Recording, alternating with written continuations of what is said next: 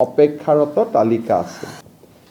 শিৱৰাজ সিং চৌহান ডাঙৰীয়াই প্ৰতিশ্ৰুতি দি যোৱা অনুসৰি আমাক 3,80,000 নতুন ঘৰ তেখেতে আমাক আবণ্টন দিয়ে আৰু আমি আপোনালোকক জনাবলৈ পাই ভাল পাইছোঁ যে অহা 19 তাৰিখে সমগ্ৰ ৰাজ্যজুৰি অনুষ্ঠিত হ'বলগীয়া এক সমাৰোহৰ জৰিয়তে আমি এই 3,80,000 হিতাধিকাৰীৰ ঘৰ বনাবৰ বাবে তেওঁলোকৰ প্ৰথম যিটো কিস্তি বুলি কয় তাক আমি হিতাধিকাৰীসকলৰ বেংক একাউণ্টলৈকে ট্ৰান্সফাৰ কৰিম। ইয়াত কেন্দ্ৰীয় সভাখন পলাশবাৰী সমষ্টিত হ'ব। অৱশ্যে ৰাভা হাছং পৰিষদৰ নিৰ্বাচনৰ অধীনত থকা অঞ্চলটোৰ হিতাধিকাৰী সভালৈ নাহে। বাকী পলাশবাৰী, হাজো, শুৱালকুছি, ছয়গাঁও, বকুৰ, ৰাভা হাছঙৰ নিৰ্বাচন নথকা অঞ্চলবিলাকৰ হিতাধিকাৰীৰে পঞ্চায়ত মন্ত্ৰী ৰঞ্জিত দাস ডাঙৰীয়া আৰু মোৰ উপস্থিতিত পঞ্চায়ত আৰু গ্ৰামোন্নয়ন বিভাগে প্ৰথম কিস্তিৰ ধন 3,80,000 হিতাধিকাৰীলৈকে বিতৰণ কৰিব। আমি নিশ্চিত যে এই 3,80,000 হিতাধিকাৰীক ধন বিতৰণ কৰাৰ লগে লগে এপ্ৰিল-মে মাহত আমি আৰু 3,80,000 হিতাধিকাৰীৰ বাবে ভাৰত চৰকাৰৰ পৰা অনুমোদন লাভ কৰিম আৰু অসমত 7,60,000 আৰু সৰ্বমুঠ প্ৰধানমন্ত্ৰী আৱাস যোজনাৰ অধীনত প্ৰায় 30 লাখ পৰিয়ালে প্ৰধানমন্ত্ৰী আৱাস যোজনাৰ ঘৰ পাবলৈ সক্ষম হ'ব। ইতিমধ্যে প্ৰায় 22 লাখ পৰিয়ালে ঘৰ পাইছে বা ঘৰ নিৰ্মাণৰ কাম চলি আছে। এতিয়া ইয়াত এটা নতুন প্ৰশ্ন সদায় থাকে যে বহুত দুখীয়া মানুহে কয় যে আমি ঘৰ পাবলৈ এতিয়াও বাকী আছোঁ। অসমত 62 লাখ পৰিয়াল আছে। 62 লাখ পৰিয়ালৰ 30 লাখ পৰিয়ালে প্ৰধানমন্ত্ৰী আৱাস যোজনাৰ ঘৰ পোৱাৰ পিছত আমি ভাবোঁ যে এতিয়াও 4-5 লাখ দৰিদ্ৰ লোকে ঘৰ পোৱাৰ প্ৰয়োজনীয়তা আছে। এই ঘৰ পাবৰ কাৰণে আমি প্ৰথম প্ৰক্ৰিয়াটো হ'ল যে মানুহজনৰ ঘৰটো যে কেঁচা ঘৰ তাক প্ৰমাণ কৰিবৰ কাৰণে এটা জিঅ' টেগিং কৰিব লাগে আৰু জিঅ' টেগিং কৰাৰ পিছত যেতিয়া ভাৰত চৰকাৰৰ ওচৰলৈকে যায়, ভাৰত চৰকাৰে বিভিন্ন টেকন'লজিৰ আধাৰত তাক নিশ্চিত কৰে যে এই মানুহজনৰ ঘৰটো কেঁচা ঘৰ হয় নে নহয় আৰু কেঁচা ঘৰ হ'লে তেখেতক এখন তালিকাত অন্তৰ্ভুক্ত কৰে আৰু পৰ্যায়ক্ৰমে এই ঘৰ তেওঁলোকক আগবঢ়াই গৈ থাকে। অহা বছৰ এপ্ৰিল-মে মাহত আমি 3,80,000 ঘৰ পোৱাৰ লগে লগে আমি 2018-19 চনত যিখন তালিকা বনাইছিলোঁ সেইখন এক্সজষ্টেড হৈ যাব। তাত আৰু এজনো ৱেইট লিষ্টত মানুহ নাথাকিব। তথাপিতো বহুত লোকে ঘৰ নোপোৱাকৈ থাকি যাব। সেইবাবে আমি ভাৰত চৰকাৰৰ পৰা এটা অনুমতি ল'লোঁ যে আমাক আকৌ এবাৰ জিঅ' টেগিং কৰাৰ কাৰণে অনুমতি দিয়ক। কিবা কাৰণত যদি কোনোবা বাদ পৰি গৈছে তেতিয়াহ'লে আমি তেওঁলোকক শেষবাৰৰ কাৰণে এটা জিঅ' টেগিং কৰিব পাৰিম। কিন্তু জিঅ' টেগিং কৰিলে সাধাৰণতে গাঁৱৰ মানুহে আমাক আপত্তি কৰে যে পঞ্চায়ত আৰু গ্ৰামোন্নয়ন বিভাগৰ কৰ্মচাৰীসকলে 25-30 হাজাৰ টকা দাবী কৰে আৰু তেওঁলোকক যদি টকা দিয়া নহয় তেওঁলোকে দৰিদ্ৰ দুখীয়া মানুহৰ ঘৰ জিঅ' টেগিং নকৰে। অভিযোগ কিমান সঁচা কিমান মিছা তাক আমি অনুসন্ধান কৰিব খোজা নাই, কাৰণ বহু অভিযোগ সঁচা হ'লেও তাৰ প্ৰমাণ নাথাকে, প্ৰমাণ নাথাকিলে চৰকাৰে ব্যৱস্থা ল'ব নোৱাৰে।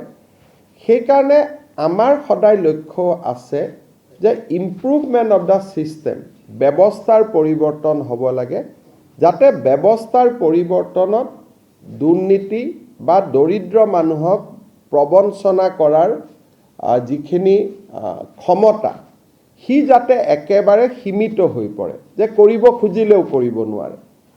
সেইবাবে এইবাৰ আমি জিঅ' টেগিঙৰ এটা নতুন ব্যৱস্থা আৰম্ভ কৰিছোঁ।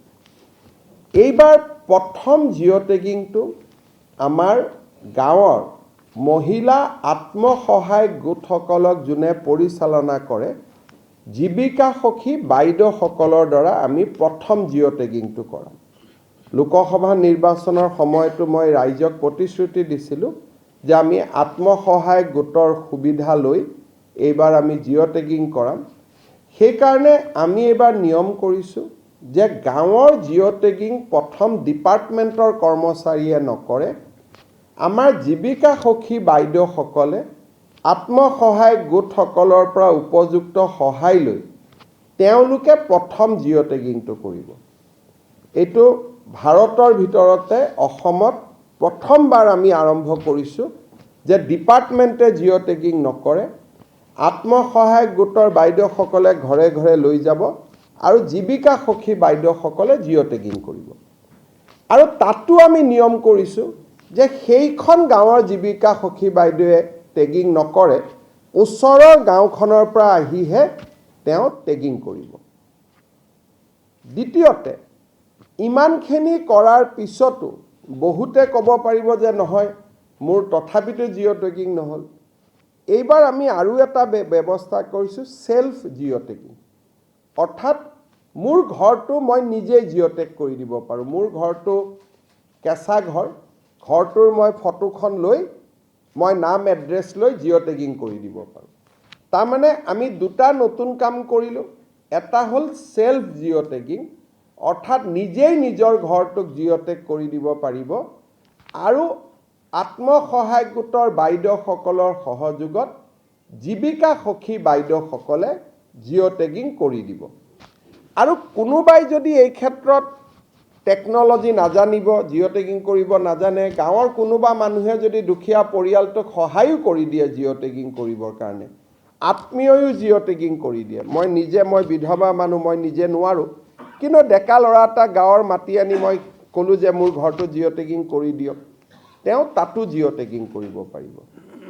অসমত প্ৰথমবাৰৰ বাবে আমি এই ধৰণৰ ব্যৱস্থা হাতত লৈছোঁ। যেতিয়া সকলো জিঅ' টেগিং হৈ যাব, শেষত মাত্ৰ পঞ্চায়ত ডিপাৰ্টমেণ্টৰ মানুহখিনিয়ে গৈ এটা চেকিং কৰিব যে এওঁলোকে জিঅ' টেগিং ক'ৰবাত পকা ঘৰ এটাও জিঅ' টেগিং কৰি দিয়া নাইতো। অৰ্থাৎ ফাইনেল চেকিংটোহে পঞ্চায়ত ডিপাৰ্টমেণ্টৰ মানুহে কৰিব। জিঅ' টেগিংটো বাইদেউসকলে কৰিব, জীৱিকা সখীসকলে কৰিব বা নিজে কৰিব, কিন্তু ফাইনেল চেকিংটো আমাৰ পঞ্চায়ত গ্ৰাম্যোন্নয়ন বিভাগৰ কৰ্মচাৰীয়ে কৰিব। কিন্তু তাৰ পিছতো যোনেই জিঅ' টেগিং নকৰক কিয়, আমি আৰু এখন গাঁও সভা কৰিম। গাঁও সভাই অনুমোদন জনাব।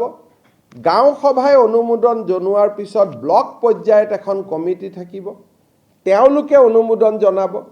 আৰু জিলা পৰ্যায়ত অভিভাৱক মন্ত্ৰী সহিত এখন কমিটি থাকিব, তাতে অনুমোদন জনোৱাৰ পিছতহে ফাইনেলি আমি ভাৰত চৰকাৰক জনাই দিম যে ইমান আমাৰ জিঅ' টেগিং হ'ল। পৰৱৰ্তী সিদ্ধান্ত ভাৰত চৰকাৰে ল'ব। আৰু এই গোটেই ব্যৱস্থাটোৰ জৰিয়তে মই বিশ্বাস কৰোঁ যে এইবাৰ অসমৰ সকলো দুখীয়া মানুহে প্ৰধানমন্ত্ৰী আৱাস যোজনাৰ ঘৰৰ পৰিস্থিতি বা যিটো আবেদন, ইয়াক বেছিকেলি আবেদন বুলি কয়, সকলোৱে আবেদন কৰিব পাৰিব। যিহেতু চেল্ফ জিঅ' টেগিং আছে, কাকো টকা পইচা দিয়াৰো কথা নাই। এই যে চেল্ফ জিঅ' টেগিঙৰ ব্যৱস্থাটো যাতে ৰাইজে গম পায়, জনপ্ৰিয় হয়, তাৰ কাৰণে মই আজি এই বিশেষ ব্যৱস্থাটো জনাবৰ বাবে আপোনালোকক এখন সাংবাদিক মেলৰ জৰিয়তে আহ্বান কৰিছিলোঁ। মোৰ ইয়াৰ পিছত আৰু দুটা টপিক আছে, কিন্তু মই আমাৰ পঞ্চায়ত গ্ৰামোন্নয়ন বিভাগৰ প্ৰধান সচিব জন এক্কা ডাঙৰীয়াক অনুৰোধ কৰিম যে অকণমান এই অন্বেষা মানে যিটো আমি আৱাস পৰ্টেল কৰিছোঁ, এই আৱাস প্লাছ আৰু আৱাস পৰ্টেলটোনো কি, এই বিষয়ে তেখেতে আপোনালোকক জনাব। মই গাঁৱৰ ডেকা ল'ৰাসকলকো আহ্বান জনাম যে আপোনালোকেও দুখীয়া দৰিদ্ৰ মানুহক যিটো self loaded portal, self load কৰিব পাৰি, আপোনালোকে সহায় কৰি দিয়ক। সকলোৱে যাতে এটা সুবিধা পাব পাৰে। আৰু আমি চিন্তা এইকাৰণেই কৰা নাই, 30 লাখ মানুহৰ নামটো নিজে নিজে মাইনাছে হৈ যাব, তেওঁলোকে আগত ঘৰ পালেই। গতিকে এই গোটেই ব্যৱস্থাটোৰ ফলত হয়তো 5 লাখৰ জেগাত 7 লাখ জিঅ' টেগিং হ'ব।